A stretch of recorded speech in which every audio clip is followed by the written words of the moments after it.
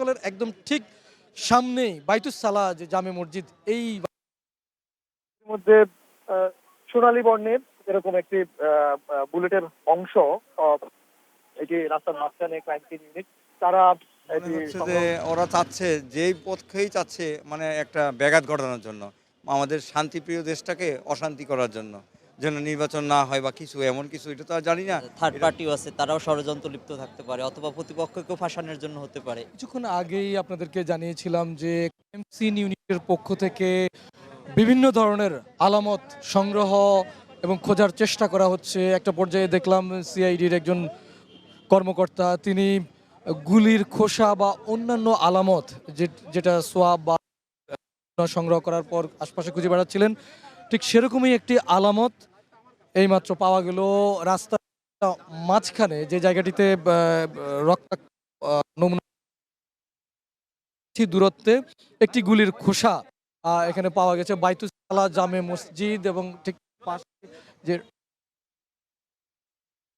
সে জায়গার মাঝখানেই একটি গুলির খোসা পাওয়া গেছে। সেটি সিআইডির ক্রাইম সিন ইউনিট এই কিছুক্ষণ আগে 2-3 মিনিট আগেই এই খোসাটি নজরে এসছে। তারা আশপাশে আরও বিভিন্ন ধরনের আলামত সংগ্রহ করার চেষ্টা করছেন, যার মাধ্যমে শনাক্ত করার চেষ্টা করা হবে। এরই মধ্যে আইন শৃঙ্খলা বাহিনীর ভূমিকার কথা বলছিলাম যে তারা আশপাশের যেসব ভবন রয়েছে সেগুলো থেকে সিসি ক্যামেরার ফুটেজ সংগ্রহ করেছেন, যেগুলো আমরা গণমাধ্যম কর্মীরা এরই মধ্যে আমাদের হাতে এসে পৌঁছেছে। সেখানে চেষ্টা করা হচ্ছে যে শনাক্ত করবার জন্য আইন শৃঙ্খলা বাহিনীর পক্ষ থেকে, বিশেষ করে পুলিশের পক্ষ থেকে এই সিসি ক্যামেরার ফুটেজগুলো সংগ্রহ করা হচ্ছে। তবে ঘটনাস্থলের একদম ঠিক সামনেই বাইতুস সালাহ যে জামে মসজিদ, এই মধ্যে সোনালী বর্ণের এরকম একটি বুলেটের অংশ, এটি রাস্তার মাঝখানে ক্রাইম সিন ইউনিট তারা এটি সংগ্রহ করছেন। মার্কেট, বহুতল ভবন,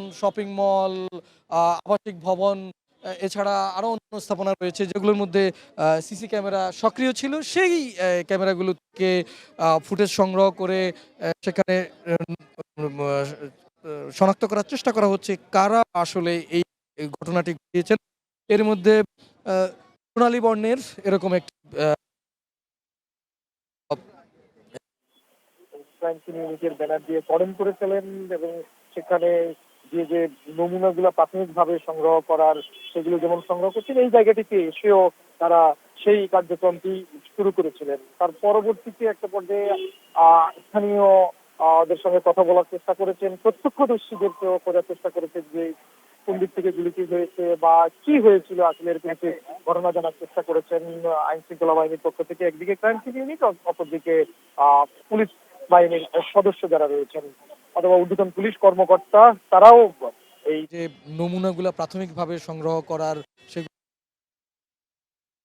তারা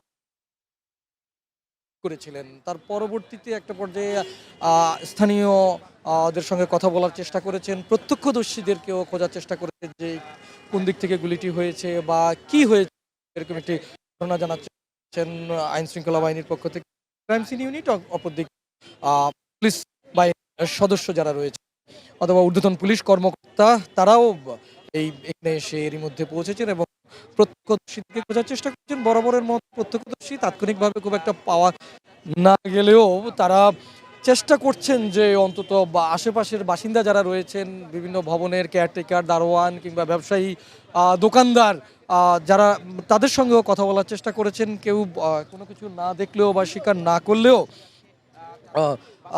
বলা যায় যে জুমার নামাজের পরপরেরই যেহেতু ঘটনা, মসজিদে অনেকে ছিলেন, অনেকে আওয়াজ পাননি বা টের পাননি, এরকমটিও বলছেন। আমরা কয়েকজন স্থানীয় বাসিন্দাদের সঙ্গে কথা বলার চেষ্টা করেছিলাম, যেখানে গতকালই নির্বাচনের তফসিল ঘোষণা হলো। সারা দেশ, সব রাজনৈতিক দলগুলো যখন উৎসব মুখর একটি নির্বাচনের দিকে এগিয়ে যাচ্ছে, ঠিক সেই মুহূর্তে এ ধরনের একটি ঘটনাকে তারা কিভাবে দেখছেন। বাছাইকৃত লাল সরিষার দানা থেকে অত্যাধুনিক কোল্ড প্রেস মেশিনে তৈরি হয় প্রাণ সরিষার তেল, আসল ঝাঁঝে আসল স্বাদে। এছাড়াও এরকম প্রেক্ষাপটে আসলে আমরা একটু আপনার সঙ্গে একটু কথা বলি যে এই যে এই ধরনের একটা ঘটনা ঘটলো, শরীফ ওসমান হাদি, যিনি জুলাই অভ্যুত্থানে সরাসরি অংশ নিয়েছিলেন বা রাজনীতিতে ঢাকা ৮ আসন থেকে নিজেকে স্বতন্ত্র প্রার্থী হিসেবেও ঘোষণা করেছেন জাতীয় নির্বাচনে অংশ নেবার জন্য, সেই অবস্থায় এইভাবে তিনি আপনাদের এই এলাকায় যে গুলিবিদ্ধ হলেন, বিষয়টাকে কিভাবে দেখছেন? আসলে কি একটা হত্যাকাণ্ড হওয়ার পিছনে অনেকগুলো কারণ থাকে। এখন প্রাথমিক পর্যায়ে কাউকেই দোষারোপ করা যাবে না, বলা যাবে না রাজনৈতিকভাবেও অথবা ব্যক্তিগত যে কোনো বিষয়ই তো আছে অবশ্যই, এটা উচ্চতর তদন্তের মাধ্যমে বেরিয়ে আসবে। কিন্তু এই মৃত্যুকে কেউ কাম্য না, যতই রাজনীতি উনি তো গুলিবিদ্ধ হয়েছেন এখনো পর্যন্ত। তার মৃত্যুতে সবাই আমরা এখনো পর্যন্ত মৃত্যুর বিষয়টি তো আসেনি, বলছি তিনি গুলিবিদ্ধ হয়েছেন। তাহলে এই গুলিবিদ্ধের ঘটনাটি এই যে রাজনৈতিক প্রেক্ষাপটে এটি আসলে কি ধরনের বার্তা দেয়? কি নির্বাচন বানচালের কোনো ষড়যন্ত্র নাকি অন্য কোনো কিছু? এখানে অনেকগুলো বিষয় আছে, যেমন আপনার থার্ড পার্টিও আছে, তারাও ষড়যন্ত্র লিপ্ত থাকতে পারে অথবা প্রতিপক্ষকেও ফাঁসানোর জন্য হতে পারে। এখন এগুলো তদন্তের মাধ্যমে বেরিয়ে আসবে। সর্বোপরি হাদিবে সুস্থ হয়ে আসুক, আমাদের মাঝে সে গণতান্ত্রিক প্রক্রিয়ার মাধ্যমেই একজন নির্বাচিত প্রতিনিধি আসবে, এটাই স্বাভাবিক। ধন্যবাদ আপনাকে। যেগুলো বলছিলাম, আমরা স্থানীয় আরও অনেকের সঙ্গেই কথা বলেছিলাম, তারা বলছেন যে এটি যখন এরকম একটি উৎসবমুখর পরিবেশে নির্বাচনটি এগিয়ে আসছে এবং নির্বাচনের তারিখ ঘোষণা হয়েছে, এই অবস্থায় এই ধরনের বিশৃঙ্খল ঘটনা কোনোভাবেই কাম্য না এবং যত দ্রুত সম্ভব আইন শৃঙ্খলা বাহিনী, দুষ্কৃতিকারী যারাই রয়েছেন অথবা এর পেছনে বা পর্দার আড়ালে যারা রয়েছেন তাদেরকে দ্রুত শনাক্ত করা, বিচারের আওতায় নিয়ে আসা, তাদেরকে গ্রেপ্তার করা, এই বিষয়গুলো যদি না ঘটে তাহলে আরও যে কোনো বিষয়ের শঙ্কা বা উদ্বেগ জানিয়েছেন। আমরা আরেকজনের সঙ্গে একটু কথা বলার চেষ্টা করব। আপনি বলছিলেন যে নামাজ পড়ছিলেন এই ঠিক কাছে যে মসজিদটি ঘটনাস্থলের, তার পরবর্তীতে আপনি এখানে আসলেন মানুষের যে এক ধরনের হট্টগোল দেখে, তো কি মনে হলো আপনার কাছে? মনে হচ্ছে যে ওরা চাচ্ছে, যেই পক্ষেই চাচ্ছে মানে একটা ব্যাঘাত ঘটানোর জন্য, আমাদের শান্তিপ্রিয় দেশটাকে অশান্তি করার জন্য, যেন নির্বাচন না হয় বা কিছু এমন কিছু, এটা তো আর জানি না, এটা তদন্ত করলেই জানা যাবে। যে এত লোককে আক্রমণ করা একদম মসজিদের মধ্যে এবং জুম্মার দিন, একদম ভালো দিন, পবিত্র দিন, একদম মসজিদের সামনে, এটা করার উদ্দেশ্যটা হলো সবাইকে প্রকাশ করে দেওয়া যে আমরা পারি। এটাই তো মনে হচ্ছে আমাদের সাধারণ জনগণের উদ্ধৃতি আর কি। এটা খুবই দুঃখজনক, এটা করাটা ঠিক হয় নাই। এরা করে আরও উনার প্রতি আমাদের সিম্পিটিটা বেশি হয়ে গেল। এটা খুবই খারাপ, এটা মঙ্গলজনক না, অমঙ্গলজনক। অনুরোধ, নির্বাচন এবং রাজনীতিকে ঘিরে এই ধরনের ঘটনাগুলো আপনার কোনো উদ্বেগ আছে কিনা, বা আইন শৃঙ্খলা বাহিনী যাতে দ্রুত এটি নিষ্পত্তি করে বা এই বিষয়টি দেখভাল করে, এরকম কোনো বার্তা আছে? এটা আমরা আশা করি আইন শৃঙ্খলা বাহিনী অতি তৎপরভাবে যোগ ধরতে পারবে। কেননা আইন শৃঙ্খলা বাহিনী আগের মতো আর নাই, এখন অনেক উন্নত হয়েছে। আমরা দেখেছি যে তারা অনেকভাবে প্রকাশ করতে পারবে তদন্ত করলে, যদি ঠিক মতো তদন্ত করে ইনশাল্লাহ। আপনি এখানে এসে CID, RAB, crime scene unit অথবা পুলিশ বাহিনীর কি যে ভূমিকাটা দেখছেন, কি করতেছিল?